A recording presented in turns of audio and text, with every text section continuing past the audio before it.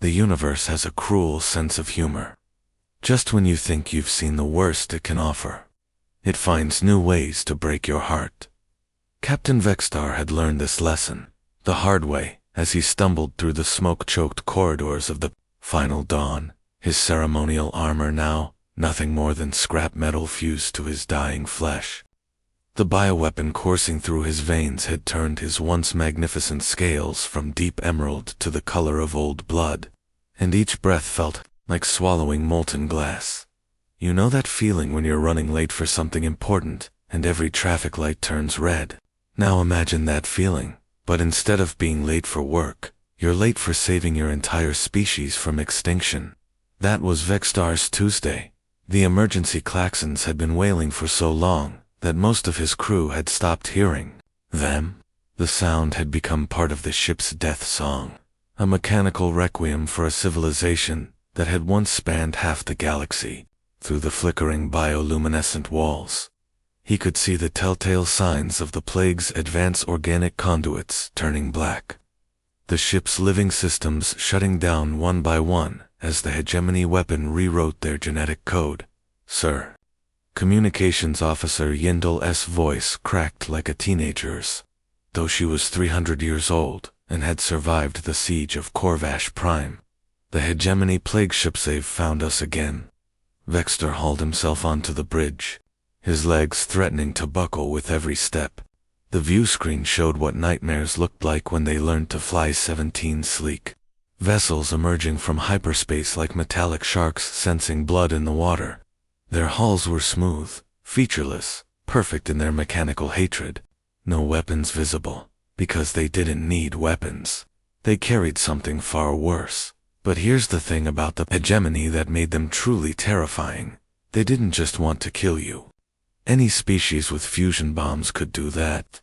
No, they wanted to make sure that every cell in your body suffered before it died, that every memory of your civilization turned to ash, that even your DNA screamed in agony before it was rewritten into something that served their empire. "How many ships do we have left?" Vextar asked, though he already knew the answer would steal another piece of his soul. 37 vessels operational, sir. 15 more showing critical system failures." Tactical Officer Morden's report came through gritted teeth. Total population, approximately 2 million souls. 2 million. The number hit him like a physical blow. 3 months ago, they'd started this desperate exodus with 47 ships and nearly 3 million refugees. The Zeltharian Empire had once boasted a population of 18 billion spread across 42 worlds. Now they could fit what remained of their entire civilization into a small Earth city. Ever wonder what it feels like to be the last page of a book that's being torn apart?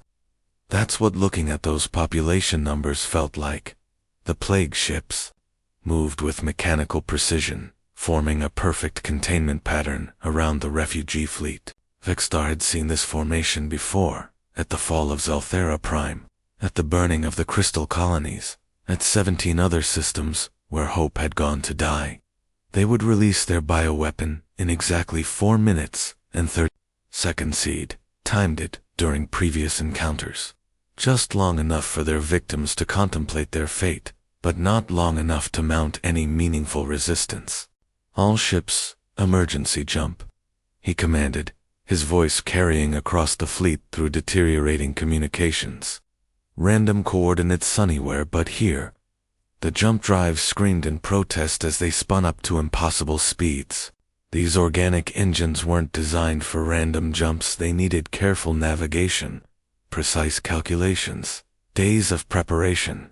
Forcing them into emergency activation was like asking your heart to beat at triple speed while you ran a marathon. It might work once, but it would probably kill you. Through the bridge speakers came the sound that would haunt his nightmares, forever assuming he lived long enough to have nightmares. A child's scream, raw and desperate, cut through the mechanical noise of dying systems. Little Zixera from Deck 7, only 43 years old, had been fighting the plague for weeks with the stubborn determination that only children possess. Now even she was losing the battle. You know how they say that sound travels faster than light? Well, heartbreak travels faster than both. In the split second it took that scream to reach his ears, Vextar felt something fundamental break inside his chest. His twin hearts, the pride of Zeltharian, evolution, stuttered and nearly stopped. How do you keep fighting when the future itself is crying out in pain? Reality twisted around them as the jump drives engaged, tearing holes in space-time with all the subtlety of a drunk elephant performing surgery. The final dawn shuddered like a dying animal as exotic particles flooded through her hull, and Vextar watched 3 more ships simply disintegrate under the stress. Their crews didn't even have time to scream. But here's the funny thing about desperation: it makes you do impossible things. Those ships that shouldn't have survived the jump somehow held together through pure stubborn refusal to die. The same determination that had built the Zeltharian Empire in the first place was now keeping its last remnants from scattering across the cosmos like radioactive dust. They materialized in a system so ordinary it was almost insulting. One yellow star, a handful of rocky planets, nothing that would have attracted the Empire's attention during better times. But ordinary meant unknown, and unknown meant the hegemony hadn't been here yet. For the first time in months, they were somewhere that death hadn't already claimed. Captain, Navigator Colthan's voice was barely above a whisper. I'm detecting artificial signals from the 3rd planet. Electromagnetic radiation, radio waves, primitive technology. Vextar forced himself to focus on the scanner readings, though his vision was starting to blur from the plague's effects. The 3rd planet hung before them like a blue-green jewel, swirled with white clouds, and absolutely crawling with life. But the radiation readings made his blood run cold. These levels, ... he muttered, checking the numbers twice. The cosmic radiation, the solar bombardment, the atmospheric composition. Nothing should be able to survive on that world's surface. Colthan nodded grimly. It's a death world, sir. Class the 12th hazard rating at minimum. Whatever species evolved, there would have to be incredibly resilient, or incredibly lucky, or incredibly stubborn, Vextar thought, watching his own people die around him. The plague was accelerating now, feeding on their despair, consuming hope itself as it rewrote their genetic destiny. Another section of the ship sealed itself off as the bioweapons spread through the ventilation systems, and he could hear the crew trapped inside pounding on the doors until the pounding stopped. Sir, Chief Medical Officer Veltar appeared on the comm screen. Her usually pristine medical coat now stained with the black blood that marked plague victims in their final stages. We're losing them faster than I can count. The children, Captain. We don't have much time left. Time. The one resource they'd been running out of since this nightmare began. How do you tell a doctor that time has already run out, that you're just coasting on momentum now, like a ship with dead engines still moving through space? Then we're already dead, Vextar replied, surprising himself with how calm his voice sounded. Set course for the death world. The words hung in the air like a funeral blessing. Behind him, he could hear his officers exchanging glances, wondering if their captain had finally succumbed to plague-induced madness. Maybe he had. Maybe sanity was just another luxury they couldn't afford anymore. But, as the final dawn and her sister ships began their final descent toward the unknown world below, Vextar felt something he hadn't experienced in months. Not hope was a luxury for species that weren't facing extinction. No, this was something darker and more dangerous. This was the last desperate throw of the dice by a civilization that had nothing left to lose. And sometimes, just sometimes, desperation was exactly what the universe had been waiting for. You know that moment when your Monday morning goes from routine to holy crap, aliens are real in about 3 seconds. Dr. Jake Miller was about to have one of those mornings. The coffee was still burning his tongue when the proximity alarms at Deep Space Monitoring Station Alpha started screaming like banshees at a funeral. Miller's eyes shot to the main display just as 37 massive signatures materialized on the edge of Earth's solar system, appearing out of nowhere like cosmic magic tricks gone horribly wrong. What the hell, ... he muttered, coffee spraying across his workstation as he leaned forward. The objects were huge, easily the size of a city block, and they were moving fast. Not the controlled descent of a planned arrival, but the desperate plummet of something falling out of the sky with no intention of stopping gracefully. Here's the thing about working deep space. Monitoring 99% of your job involves staring at empty screens and wondering if that blip was an asteroid or just your imagination. The other 1%. Well, that's when first contact protocols kick in, and you realize your government salary definitely doesn't cover alien invasions. Get me Colonel Davis. Miller shouted into his comm unit, already sprinting toward the launch bay. His sneakers squeaked against the polished floor as decades of emergency drills finally paid off. We've got company, and they're coming in hot. The automated response systems were already kicking into gear around him. Blast doors sealed with pneumatic hisses. Emergency lighting bathed the corridors in apocalyptic red, and somewhere in the bowels of the facility, he could hear the deep thrumming of the orbital defense grid powering up. Earth had been preparing for this moment for decades, ever since the first SETI signal had suggested we weren't alone.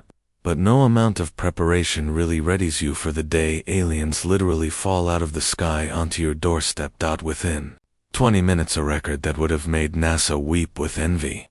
The hastily assembled first contact team was burning toward the largest alien vessel in humanity's newest heavy-lift shuttle.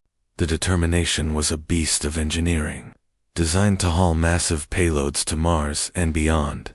But today she was carrying something far more precious than cargo, humanity's first diplomatic mission to another species. Miller pressed his face against the porthole, studying the tactical displays with the intensity of a doctor reading cancer test results. Each scan made his jaw tighten a little more, made the knot in his stomach pull a little tighter. These weren't the sleek, intimidating warships that Hollywood had taught him to expect from alien invaders. These ships are dying, Colonel, he told the grim-faced military commander, strapped in beside him. Whatever's on board is in bad shape. Colonel Beth Davis had the kind of face that suggested she'd stared down insurgents in Afghanistan and corporate lawyers in Washington with equal composure. But even she looked unsettled as she adjusted her sidearm and ran through her environmental suits pre-contact checklist for the third time. Could be a trick, she replied, her voice carrying the weight of someone who'd learned never to trust. The obvious answer could be an invasion force playing dead. Make us drop our guard, then wham. Welcome to the Galactic Empire, Earth Division. Ever notice how military people always assume the worst-case scenario? It's like they've been trained to expect every sunrise to come with a side order of apocalypse. But sometimes that paranoia is the only thing standing between civilization and complete disaster. Miller shook his head, pointing at the scanner readings. Look at those damage patterns, Beth. Hull breaches, atmosphere venting, power grid failures cascading through multiple decks. This isn't strategic positioning, this is desperation. These people have been running from something, and whatever it is, it's been winning. The shuttle's AI announced their approach with typical machine.com, docking in T-minus 60 seconds. Recommend full environmental protocols. As if having a pleasant chat with potentially hostile aliens was just another item on the daily checklist. Somewhere between lunch and filing reports, the docking sequence was unlike anything in Miller's experience, and he'd been part of the team that designed humanity's first orbital habitats. The alien ship didn't have docking ports in any recognizable sense. Instead, the hull seemed to respond to their approach, growing organic-looking tendrils that wrapped around the shuttle with disturbingly biological precision. Okay, that's not creepy at all, muttered Technical Sergeant Ryan Torres from the back of the shuttle, his scanner already working overtime. Doc, I'm reading biosignatures through the hull. This thing is alive. The docking sound was wet, organic, like stepping into something you really didn't want to think about. It made everyone's skin crawl in that primal way that suggested their lizard brains were screaming danger while their rational minds tried to stay professional. But here's where training kicks in. All those years of emergency medicine, all those late-night simulations, all those moments when Miller had to walk into situations where people were dying and he was the only thing standing between them and the end. His hand was steady as he activated the airlock, his voice calm as he coordinated with his team. The interior of the alien ship felt like walking through the digestive system of some impossibly vast creature. Bioluminescent panels lined the walls, pulsing weakly like a dying heartbeat, and the air carried a metallic taste that made Miller think of blood and desperation. Emergency lighting cast everything in sickly green shadows, and somewhere in the distance, they could hear sounds that might have been machinery, or might have been something crying. "Jesus," whispered Davis, her hand unconsciously moving to her weapon. It's like being inside a dying whale. They followed the corridor deeper into the ship, their boots squelching slightly on what might have been deck plating, or might have been something Miller didn't want to identify. The walls were covered in what looked like veins or neural pathways. All of them dark now, all of them carrying the unmistakable signature of system failure. That's when they found him. Captain Vec was collapsed over his command console like a broken puppet, his reptilian form draped across controls that flickered with dying light. His scales, which might once have been magnificent, were now blackened and cracked, weeping some kind of dark fluid that pooled on the deck beneath him. When he looked up at the approaching humans, Miller saw something that transcended species. Barriers, the look of someone who had watched everything he loved die and was still trying to save what little remained. "Please," the alien whispered, and the universal translator built into Miller's suit rendered the words in broken, desperate English. "My people, dying, need help." Here's the moment when everything changes, when the theoretical becomes personal, when the academic becomes visceral, when you realize that pain and fear look the same regardless of what planet you evolved on. Miller felt his medical training kick in as he knelt beside the dying alien, professional instincts overriding the very reasonable voice in his head that suggested this might not be the safest career move. "What happened to you?" he asked gently, his scanner already working, trying to make sense of alien physiology. Hegemony weapon Vexstar managed, his claws scraping against the deck as he struggled to sit up. "Kills everything. Cannot stop. Cannot cure. We are last. We are finished." The words hit Miller like a physical blow. Genocide. The systematic extermination of an entire species, and these refugees were all that remained.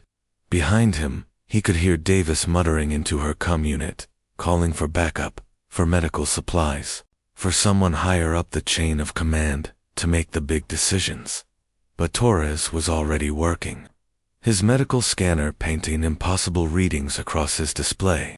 "Doc," he called out, his voice tight with barely controlled panic. "You need to see this. This pathogen, It's unlike anything in our databases. It's not just killing them, it's rewriting their cellular structure in real time." Miller looked at the readings and felt his blood turn to ice. This wasn't just a disease, this was biological warfare taken to its logical, horrifying conclusion. A weapon designed not just to kill, but to make sure its victims suffered every step of the way. To ensure that death came slowly and that hope died first. He stood slowly, feeling something fundamental shift inside his chest. That dangerous light that entered his eyes. That was the look of someone who'd spent his career fighting death and had just found a new enemy worth hating. "Colonel," he said, his voice carrying the authority of someone who'd fought pandemics in the worst hellholes on Earth, someone who'd seen what happened when good people did nothing while evil flourished. "We need to get our people up here. All of them." Miller Davis started, but he cut her off. "No. The word came out with the force of absolute conviction.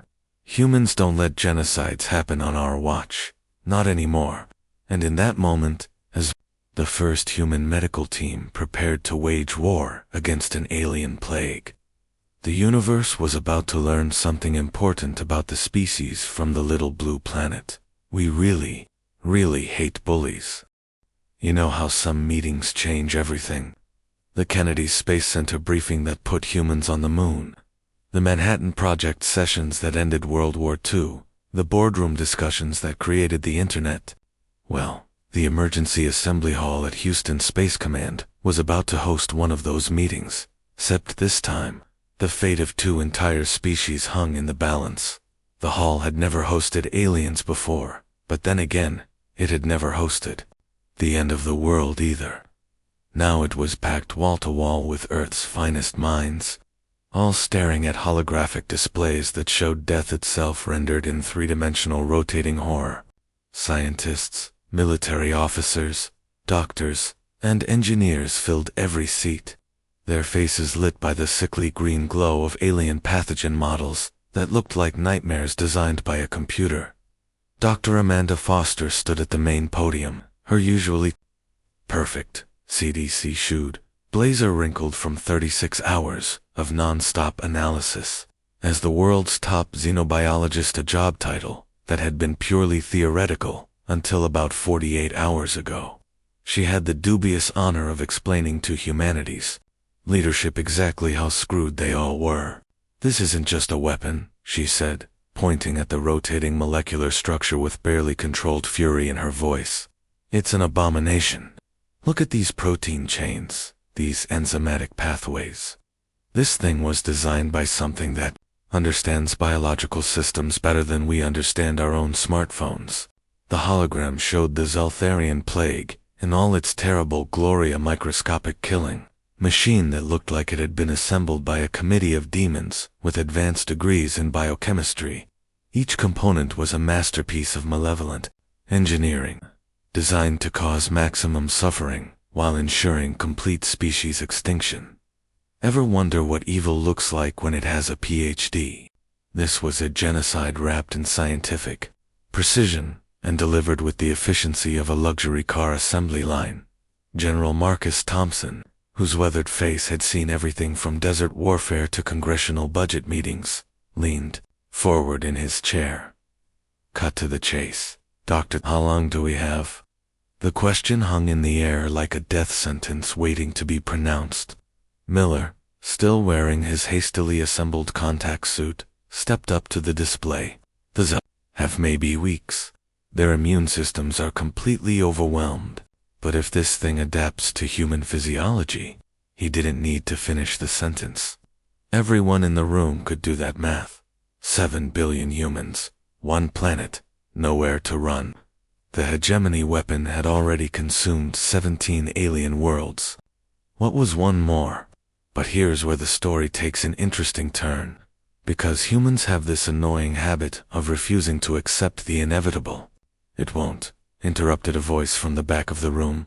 All eyes turned to Dr. Lisa Rodriguez, a young biochemist who looked like she should be teaching freshman chemistry, not designing humanity's last desperate gambit against extinction.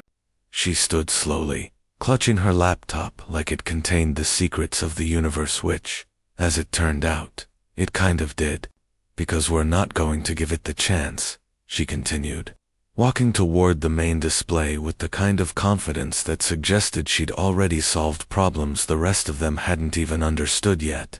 Now, here's something interesting about scientific breakthroughs. They almost never come from the people you expect. The guy who invented the Post-it note was trying to create super strong adhesive. The woman who discovered radioactivity was just trying to understand mysterious rays. And sometimes, the solution to an alien plague comes from a 32-year-old who spends her weekends playing video games and designing molecular-level death machines for fun. Rodriguez connected her laptop to the main display, and suddenly, the room was filled with treatment protocols that made hardened military officers actually wince. Chemical formulas that looked like they'd been designed by someone who thought overkill was just a suggestion. Biological warfare strategies that would have made Sun Tzu proud, and therapeutic approaches that blurred the line between healing and controlled demolition. The pathogen expects biological resistance, she explained, her voice carrying the enthusiasm of someone who'd found her life's calling in the most unlikely place. It's programmed to overcome immune responses, genetic therapy, even cellular repair. It's like a chess master that's already planned 20 moves ahead. So what do you propose? General Thompson asked, though something in his expression suggested he was already afraid of the answer. Rodriguez's smile was sharp, as a surgical scalpel and twice as dangerous. We don't fight it biologically. We nuke it at the molecular level. Then carpet bomb the survivors with synthetic viruses designed to eat the wreckage. The silence that followed was the kind of quiet you get when everyone in the room is simultaneously impressed and terrified by what they've just heard. It was the silence of people realizing they were in the presence of either genius or madness and, possibly both. Dr. Foster, who had spent her career studying how to heal rather than destroy, raised a trembling hand. Lisa, that could kill the patients. What you're describing isn't treatment, it's controlled biological warfare being conducted inside living beings. Maybe, Rodriguez acknowledged with the kind of casual acceptance that suggested she'd already run the numbers and made peace with the mathematics of salvation. But here's the thing. The hegemony weapon assumes its victims want to survive the treatment. It's designed to exploit the natural biological imperative to preserve life. She clicked to the next slide, showing cellular models that looked like battlefields viewed from orbit. Humans are comfortable with controlled dying if it means winning the war. We're the species that developed chemotherapy, literally poisoning cancer patients to save them. We invented radiation therapy, surgical amputation, controlled hypothermia. We've been fighting death with death for centuries. Miller found himself nodding slowly, the pieces clicking together in his mind like a puzzle designed by someone with a very twisted sense of humor. Chemical warfare at the cellular level. Use their own adaptability against them. Exactly, Rodriguez said, her eyes blazing with the kind of determination that had once sent humans to the moon just because someone said it couldn't be done. We're going to teach this plague what it's like to fight a species that evolved on a death. And there it was, the moment when Earth's polite, diplomatic first contact became something else entirely. Not an exchange of gifts and pleasantries, but a declaration of war against the very concept of extinction. Colonel Davis stood slowly, her hand unconsciously moving to her sidearm, even though the enemy they were fighting was too small to shoot. How long do you need, Doctor? 72 hours for the initial serum, another week for mass production. Rodriguez's voice carried the weight of someone who'd just volunteered to save 2 civilizations before her next dentist appointment. But we'll need volunteers for human trials first. The treatment protocols are, let's call them, intense. What happened next shouldn't have surprised anyone who understood humans, but it was still one of those moments that defines a species. When faced with the choice between certain safety and possible heroism, when asked to risk their lives to save strangers from another world, when offered the chance to stand between genocide and its victims, ... Every person in the room raised their hand. Not some of them, not the expected heroes or the trained volunteers. Every single person's, soldiers, administrators. Even the guy who'd been brought in to fix the coffee machine and had gotten caught up in humanity's first interstellar medical emergency, because that's what humans do when the universe tries to tell them that hope is dead and evil has already won. They raise their hands and say, not today, and somewhere in the depths of space. An alien plague was about to learn why Earth was classified as a death world, and why the species that had crawled out of its evolutionary grave had no intention of letting anyone else stay buried. The war for the future had officially begun. You know that sound a smoke detector makes when the battery's dying? That annoying soul-crushing beep that cuts right through your skull? Well, imagine that sound, except it's a human being screaming, and it's coming from 3 levels down through reinforced medical facility walls. That's what Dr. Torres was hearing as he gripped the observation window hard enough to leave fingerprints in the reinforced glass. The screaming belonged to Private Kevin Walsh, a 24-year-old Marine from Toledo who'd volunteered to be humanity's first test subject for what was essentially controlled biological warfare being conducted inside his own body. Walsh had the kind of straightforward courage that made him walk into burning buildings to save strangers, which apparently also made him the perfect candidate to let alien plagues and human-engineered killer viruses duke it out in his bloodstream. Ever wonder what heroism actually looks like? It's not always charging up hills or deflecting bullets. Sometimes it's lying strapped to a medical table while 2 different kinds of death fight for control of your DNA, and doing it with a smile because you know it might save millions of lives you'll never meet. His vitals are spiking. Dr. Foster called out, her usually steady hands flying over monitoring equipment that was registering readings no human in history had ever seen. Heart rate approaching dangerous levels, blood pressure climbing toward stroke territory, brain activity that looked like a thunderstorm viewed from orbit. On the screens around them, Walsh's cellular structure was lighting up like the 4th of July. If the 4th of July involved microscopic warfare and the fate of 2 civilizations. But here's where Dr. Rodriguez earned every penny of her government salary and then some, while everyone else was watching a young man possibly die in the name of science. She was watching something far more important: victory.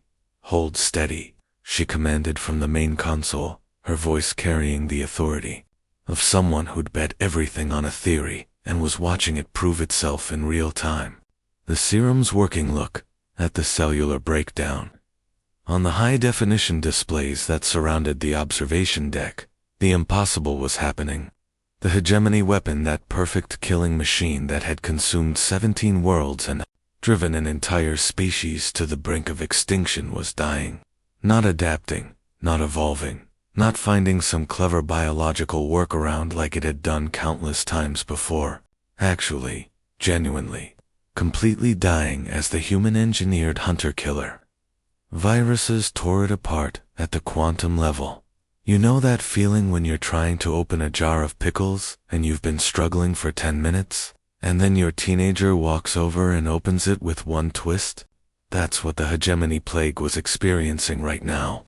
Except instead of pickles, it was systematic cellular destruction. And instead of a teenager, it was humanity's collective refusal to accept that some problems can't be solved with sufficient application of controlled violence. Walsh's screams gradually subsided as his enhanced immune system, now armed with weapons that would have made his drill sergeant weep with pride, finished the job. The readouts showed the plague retreating, then fragmenting, then simply ceasing to exist as a coherent biological entity. It was being dismantled piece by piece by microscopic killing machines that had been designed by a species that had learned to fight dirty over millions of years of evolutionary warfare. "My God," whispered Dr. Miller, staring at the displays with the expression of someone who'd just watched the laws of biology get mugged in a back alley. It actually worked. The room fell silent, except for the steady beeping of Walsh's monitors, which incredibly were now showing normal human vital signs. Not alien-infected human vital signs, not dying human vital signs, but the boring, wonderful, life-affirming vital signs of a young Marine who'd just won the first battle in humanity's war against extinction. Walsh opened his eyes and looked around the observation deck with the slightly confused expression of someone who'd expected to wake up dead. "Duck," he said in a voice that was remarkably steady considering he'd just survived biological warfare. "Did we win?" Rodriguez's smile could have powered a small city. "Private, we didn't just win. We just taught the universe that humans don't lose." 48 hours later, a time frame that would have made NASA's logistics team quit in frustration. They were ready for mass deployment. The transformation of Houston Space Command into the galaxy's most heavily armed medical facility was something to behold. Loading docks that had been designed for cargo containers were now handling treatments that looked more like weapons than medicine. Transport shuttles that had carried supplies to Mars were loaded with medical teams, armed with syringes full of controlled death. But here's what made it truly remarkable. The Zeltharian refugees watched all this preparation with something they hadn't felt in months. Not hope. Hope was still too dangerous to believe in, but possibility. For the first time since their nightmare began, they were watching someone fight back instead of just running away. The deployment to the alien ships was like watching a military medical operation designed by someone who'd learned medicine from action movies. Human doctors and nurses swarmed through the organic corridors of the Zeltharian vessels, their equipment looking distinctly out of place against the bioluminescent walls, but their purpose crystal clear. They weren't here to study, or observe, or conduct careful experiments. They were here to win. Captain Vexstar lay in his treatment pod, watching the humans work with equipment that seemed primitive compared to Zeltharian biotechnology, but somehow more determined. The injection site burned like molten metal as the human cure began its brutal work, and he could feel the fire spreading through his circulatory system like liquid lightning dot around him. His people were undergoing the same controlled torture. The sounds that filled the medical bay weren't the gentle hums of advanced healing technology. They were the sounds of war, screams of pain, yes, but also something else. The sounds of bodies that had given up fighting back suddenly remembering how to be angry. Ever been in a hospital room during a medical emergency? There's a particular kind of controlled chaos, a sense that everyone knows exactly what they're doing, even when everything appears to be falling apart. That's what the Zeltharian medical bay felt like now. Except the emergency was genocide, and the medical staff were humans, who'd apparently decided that extinction was just another problem to be solved with sufficient firepower. Will we survive this? Vexstar gasped to Dr. Miller, who was monitoring his progress with the focused intensity of someone conducting a symphony of cellular warfare. Miller's honesty was brutal and somehow comforting at the same time. Some of you will. The treatment has a 60% survival rate among your people, but for those who make it through, his smile was grim but genuine. The plague will never touch you again. 60%. The number hit Vexstar like a physical blow. In any other context, a medical treatment with a 40% fatality rate would be considered malpractice. But when the alternative was 100% extinction, 60% survival wasn't just acceptable, it was miraculous. Through the medical bay's speakers, they could hear the sounds of battle. Not the clash of weapons or the roar of engines, but something far more intimate and terrifying. The microscopic war being fought in every cell of every Zeltharian survivor. It was the sound of hope being purchased with pain, paid for in human determination, and delivered with the kind of stubborn refusal to quit that had once convinced a species of barely evolved apes that they could fly to the moon. Why? Vexstar whispered, the question carrying the weight of a dying civilization trying to understand why strangers would risk everything to save them. Why save us? Miller looked up from his readouts, and for a moment his professional mask slipped. Behind it was something ancient and fierce, the face of a species that had crawled out of its own evolutionary grave, and decided that the best way to honor that survival was to help others do the same. Because somebody has to, he said simply. And in that moment, as human-engineered viruses fought alien plagues in the bloodstreams of refugees from across the galaxy, the universe learned something important about the little blue planet and its stubborn inhabitants. They really hated bullies, and they were very, very good at fighting dirty. You know that feeling when you watch your kid take their first steps after a terrible accident? That mixture of joy and heartbreak, hope and memory of pain. Captain Vexstar was having that exact feeling as he stood on the bridge of the newly christened human's gift, watching Zeltharian children play in the ship's biogardens for the first time in over a year. 6 months.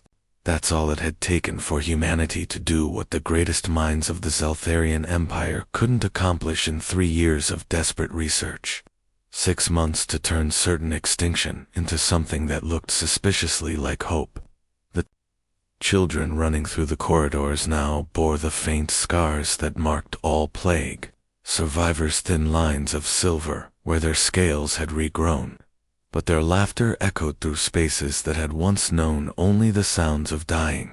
Their scales had regained that natural shimmer that made Zeltharians look like living jewels under the right light. But more importantly, their eyes held something that had been missing for so long. Vexstar had almost forgotten what it looked like. The unguarded joy of children, who believed they had a future. Ever notice how children bounce back from trauma in ways that make adults weep? These kids were playing games that involved pretending to be human doctors, fighting bad space germs. They'd turned their survival into play, their nightmare into victory stories. If that doesn't restore your faith in the resilience of life, nothing will. Final casualty report, sir, said Communications Officer Yindel, approaching with the careful step of someone whose left leg had been rebuilt from scratch after the plague tried to convert her bones into crystalline matrix. She bore the scars that marked all plague survivors, not just physical, but the deeper marks of people who had looked death in the eye and somehow convinced it to blink first. The tablet she handed him contained numbers that told the story of humanity's first interstellar medical intervention. Vexstar read them twice, his translator struggling with the mathematical certainty of loss and salvation measured in lives. Of the original 2 million refugees, 1.2 million survived the human treatment. 800,000 dead. The number should have crushed him, should have sent him spiraling into the kind of despair that had marked the darkest days of their flight from the hegemony. But instead, Vexstar felt something he hadn't experienced in years. Genuine, overwhelming gratitude. Here's the thing about perspective. When you're facing 100% extinction, 60% survival isn't a tragedy. It's a miracle written in mathematics and delivered by a species that apparently specialized in making the impossible look routine. From certain extinction to a species reborn. From the last gasps of a dying civilization to children playing in gardens again. Humanity had given them the greatest gift imaginable. A future tense that actually meant something. Sir, called Navigator Colton from his station, his voice carrying the excitement of someone who'd spent months expecting only bad news. We're receiving transmission from Earth Command. They're offering us permanent settlement rights in the Kepler system, with full defense guarantees. Settlement rights, defense guarantees. The words carried implications that made Vexstar's twin hearts skip in sequence. This wasn't charity or temporary asylum, this was adoption. Humanity was essentially saying, welcome to the neighborhood. Try not to let the universe kill you, and call us if anyone gives you trouble. Through the view screen, Earth hung like a blue-green jewel against the star-fielded Deathworld that had somehow birthed saviors. Vexstar thought of the human doctors who had worked around the clock, sustaining themselves on stimulants that would have killed most species. He thought of the volunteers who had risked their lives testing treatments that were basically controlled biological warfare. He thought of a species that had looked at genocide and said, with typical human directness, not on our watch. But here's what made it truly remarkable. They hadn't just saved the Zeltharians and moved on. They'd made them family? A soft chime announced an incoming message, and Dr. Miller's face appeared on the main screen. He looked older now. 6 months of 18-hour days had carved new lines around his eyes, but he still carried that distinctive human fire, that stubborn refusal to accept that some problems couldn't be solved with sufficient application of intelligence and spite. Captain Miller said with a tired smile that somehow managed to be both exhausted and triumphant. How are your people settling in? The question was simple, but the weight behind it was enormous. This wasn't just medical follow-up, this was one species checking on another, family making sure family was okay. We live, Dr. Vexter replied, his voice carrying the accumulated gratitude of 1.2 million souls who had been given back their tomorrows. Because of you, we live. How can we ever repay such a debt?